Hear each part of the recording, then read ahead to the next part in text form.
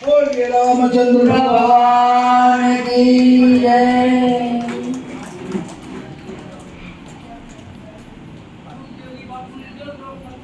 गोपालदास बापाનું સન્માન કરશે પરબતભાઈ। પરબતભાઈ આવો આવો પરબતભાઈ।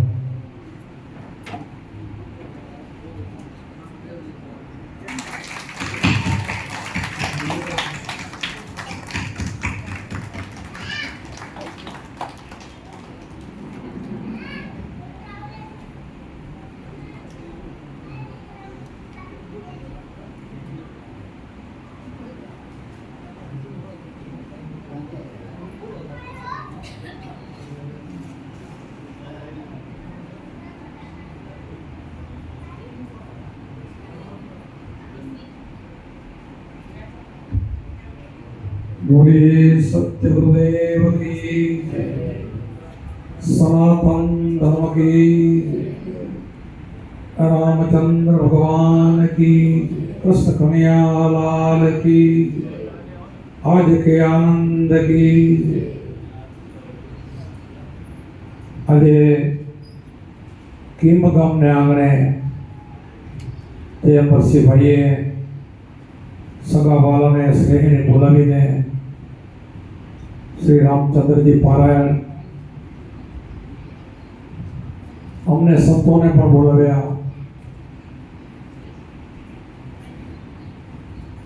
આપણે બધા જાણીએ છીએ કે સનાતન ધર્મની અંદર આપણા અવતારો, આપણા ઋષિમુનિઓ, આપણા સંતો જગતમાં જે કામ કરવા માટે આવે છે એ પરંપરા છે, આ નવું નથી। આપણા જેમ 4 યુગ છે આપણે બધા જાણીએ છીએ। સૃષ્ટિની ઉત્પત્તિ થઈ ત્યારથી ઘણા યુગો નીકળી ગયા। યુગે યુગે પરમાત્મા અવતાર લઈને આવે, સંતો પણ આવે। એટલે આજે આ રામ પરાયણમાં આપણા પલાસમાંથી આસારામદાસ સાધુરામ અમારા નજીકના જ છે અને અમે તો વારંવાર સત્સંગમાં પણ ઘણી વખત મારા જોડે ભેગા હોય છે। ખૂબ આનંદ કરો અને આનંદ કરાવવાનો આ સંતો આ જ કામ કરે છે। એટલા માટે આજે રામચંદ્ર ભગવાનજીનો જન્મદિવસ, લગ્ન અને હવે પાછો વનવાસની તૈયારી, આખો હવે જુગાજુગથી બધાના અવતારોના જીવનમાં સુખ ને દુઃખ તડકો છાંયો આવે છે। પ્રાર્થ વસ્તુ એવી છે ને કોઈને છોડે નહીં।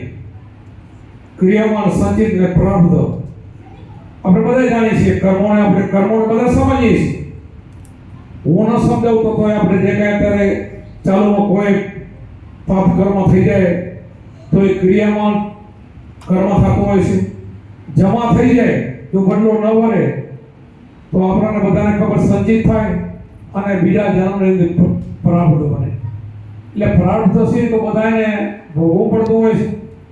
પણ આપણા સંતોનો મત તો એવો છે કે હવે દાદા ગુરુ રબારી મારા કુભાર ભગત થઈ ગયા એટલે કે ગુરુજીના નામની ભક્તિ દિલમાં તો મુક્તિ પરમો કે ગુરુજી જે નામ આપ્યું છે, જે શબ્દ આપ્યો છે, જે સમરણ આપ્યો છે એ નામ એવું છે કરેલા કર્મ નષ્ટ કરી નાખે છે।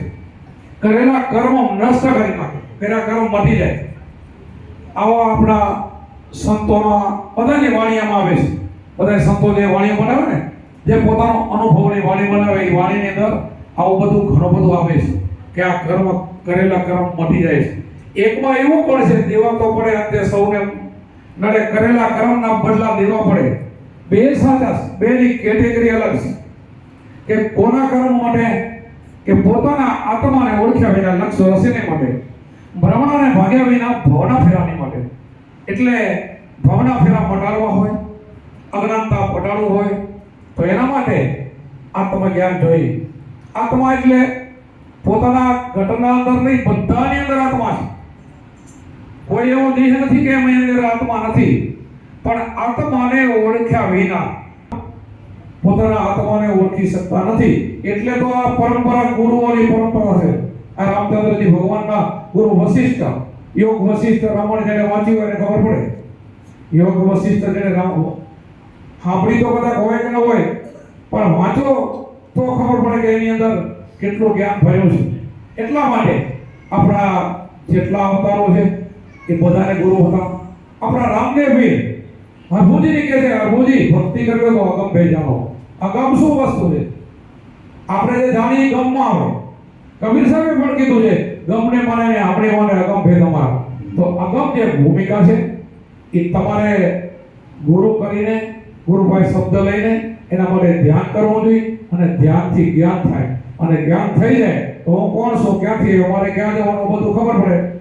તો અહીંયાના કર્મ નષ્ટ થાય. અને કદાચ થોડુંક તમારું પ્રારબ્ધ રહી જાય ને તો એ ભોગવવામાં સહેલું થઈ જાય. પ્રારબ્ધ રહી જાય તો એને સહેલું થઈ જાય. એ હિંમતથી એનું કર્મ કાઢી નાખે, અને બીજા બધા રોગડા રોવે ત્યારે એનું દુઃખ જાય, અને હાલતા ચાલતા અને આનંદથી એનું કર્મ બધું નીકળી જતો હોય છે. એટલે એ બધાએ જે કંઈ ઘણા આપણા શિષ્યો અહીં બેઠા છે, આ ગુરુ પરંપરા જે હોય તે જેને જેને ગુરુનો શબ્દ મળ્યો છે એ અનુભવી હોય છે, કારણ કે એ જ્ઞાની હોય છે. અજ્ઞાની નથી હોતો, એને જ્ઞાન હોય છે. આ બધું કરવા છતાં એને જ્ઞાન હોય છે. શેનું જ્ઞાન હોય છે? પોતાનું જ્ઞાન હોય છે, પોતાના સ્વરૂપનું જ્ઞાન હોય છે. પણ એને આપણને બતાવવાનું ગુરુ મહાન છે. આપણને જે ગુરુ શબ્દ આપે ને એનાથી મહાન બને છે.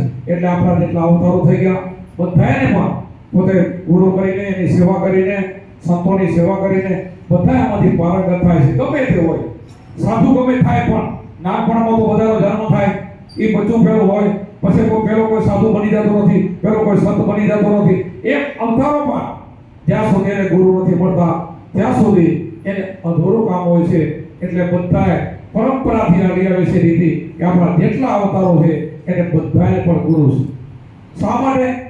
ગુરુ એક જ વાત, પોતાનું સ્વરૂપ ઓળખાવવા માટે. જ્યાં સુધી તમારું સ્વરૂપને, આત્માને નહીં ઓળખો ત્યાં સુધી લક્ષ ચોરસી નહીં મળે. ત્યાં સુધી તમે બીજું બધું ગમે તીર્થ કરશો, જપ કરશો, તપ કરશો. આપણે નામ વિશે ઘણા શબ્દો બોલે છે. નામ બોલે, નામે પાતક છોટીએ, નામે ના સેરો. નામ સમોવડ કોઈ નહીં, જપ તપ તીર્થ વ્રત લેવો. નામથી મોટું કોઈ નહીં, જપે નહીં, તપે નહીં, તીર્થે નહીં, વ્રતે નહીં, યોગ નહીં. નામે પાતક છોટીએ, નામે ના સેરો. નામ સમોવડ કોઈ નહીં, જપ તપ તીર્થ વ્રત લેવો. नाम लिया तो सब लिया, सब शासन का भेद. बिना नामे नरके गया, पड पड जाओ रे. तो આવું નામ કયું હશે કે આ નામ આપણને ન મળે તો આપણે નરકમાં જઈએ. એટલા માટે ત્રીજી સાખીમાં કબીર સાહેબે કીધું, કોટિક નામ સંસારમાં તેથી મુક્તિ ન હોય. આદિ નામ ગુપ્ત હોય, જાણે લીલા કોઈ. આદિ નામ શું છે? આદિ અનાદિનું શું રહે?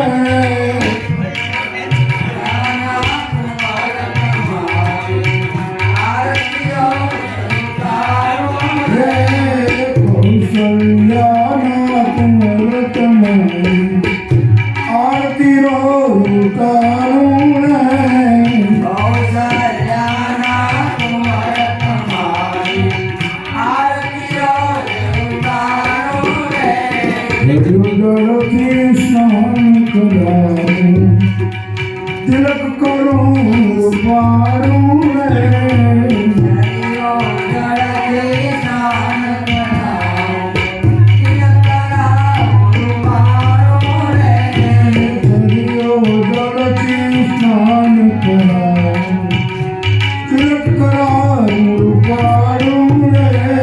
पारू रे,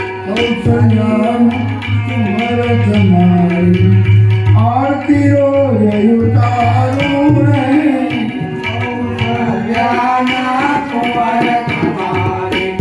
आरती रो उतारू रे.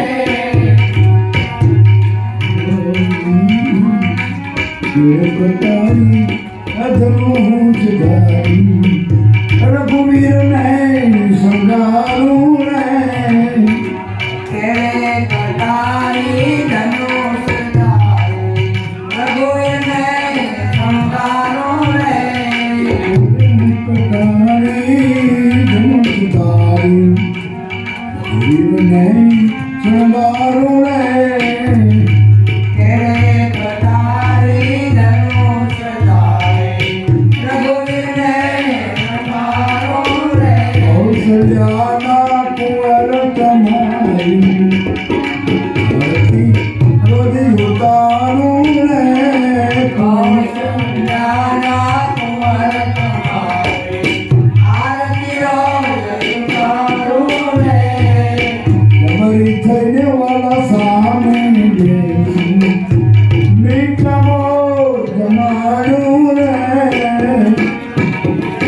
તમારી થઈને સામે બેસું મીઠામો જમાડું રે તમારી થઈને સામે બેસું મીઠામો જમાડું રે સવારી થઈને સામે મીઠામો જમાડું રે કૌશલ્યાના કુંવર તમારી આરૂપ લઈને રાઘવને રમાડું રે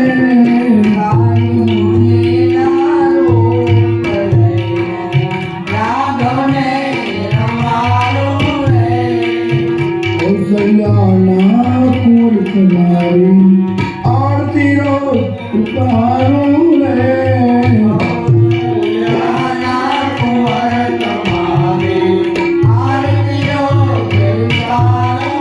પુરુષોત્તમ કહે દાસ બનીને તમારું ચાહું રે પુરુષોત્તમ આરતી ઉતારું રે કૌશલ્યાના કુંવર તમારી આરતી ઉતારું રે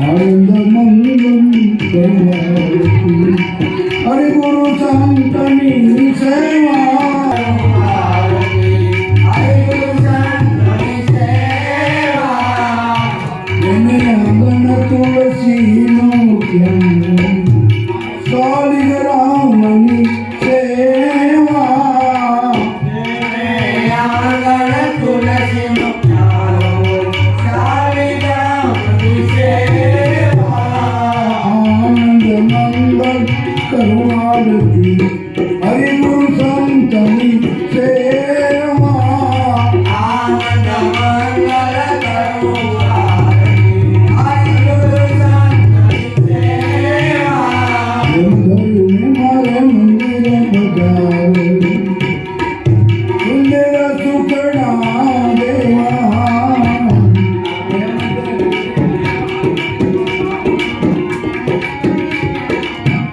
સંતો મળે તો મહાસુખ થયો બુદ્ધિ મળે તો મીઠા મેવા સંતો મળે તો મહાસુખ થવાય ગુરુ મળે તો મીઠા મેવા આનંદ મંગલ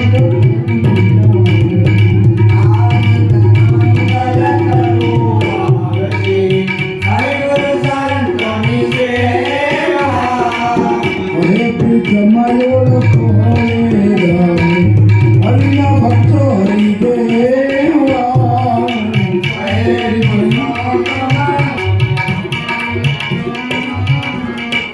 જોગી બોલે શ્રી કૃષ્ણ કનૈયા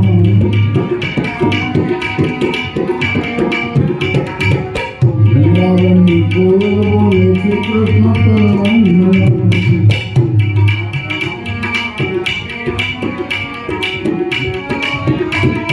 યમુના નગર બોલે શ્રી કૃષ્ણ કનૈયા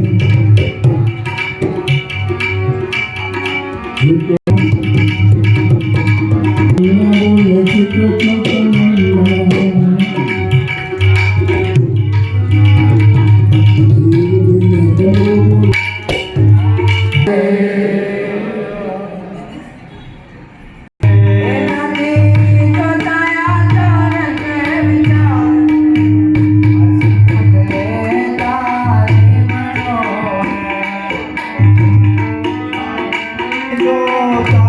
નથી એ મારો જાતિ ભાતી જોતા નથી એ વાલે કાના જય તમારી માયા બોલવાનો મારો જાતે